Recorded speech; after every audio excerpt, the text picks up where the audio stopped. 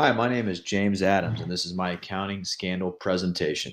For my presentation, I'm going to discuss the scandal that Freddie Mac was involved in 2003. Freddie Mac was chartered by Congress in 1970 as a private company. Freddie Mac's mission was to stabilize the nation's mortgage markets and broaden opportunities for home ownership and affordable rental housing.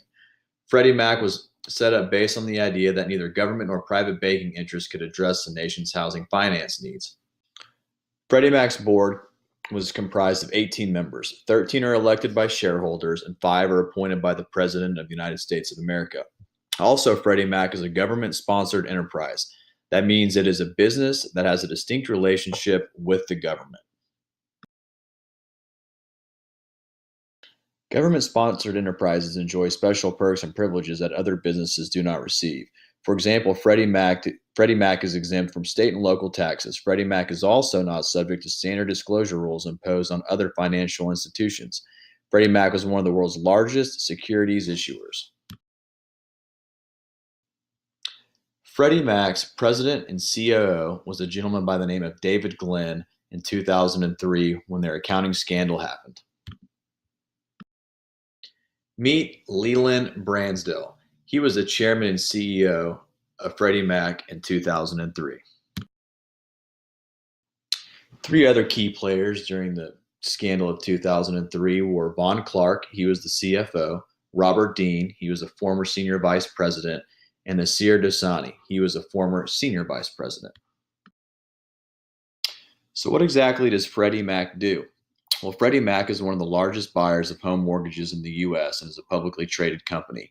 It buys mortgages from mortgage lenders, such as commercial banks, repackages them as mortgage-backed securities, and then sells them to investors.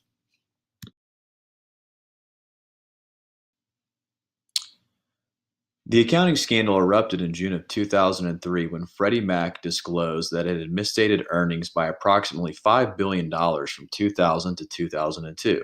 The earnings were underreported. The purpose of misstating the earnings was to keep up with Wall Street expectations.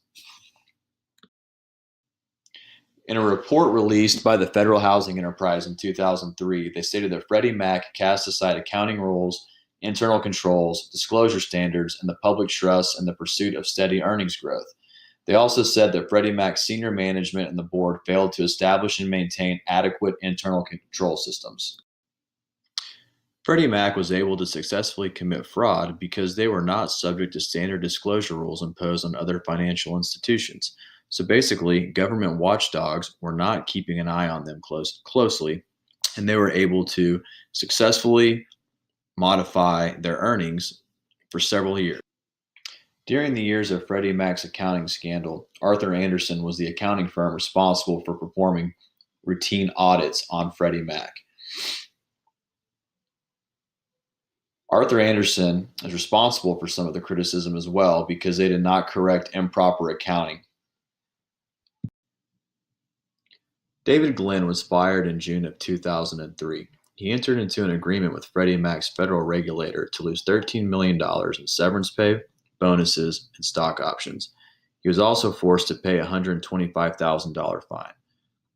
Pretty small fine considering the circumstances. Another motive for David Glenn's actions was that he was subject to receiving bonuses based on the performance of the company.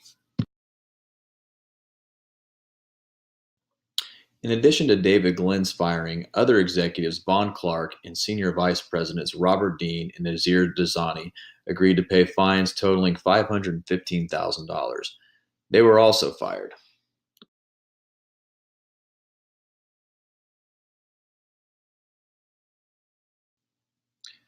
Freddie Mac's punishment was pretty steep. The Securities and Exchange Commission fined Freddie Mac $50 million to settle their federal charges.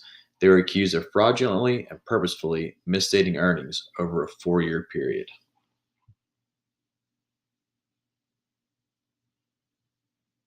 In addition to their accounting scandal in 2003, 5 years later in 2008, Freddie Mac was bailed out by the U.S. government, which triggered the Great Recession. This was most likely caused by subprime mortgages and inadequate lending standards mixed with poor government oversight. The result ended up costing the American taxpayers approximately $187 million.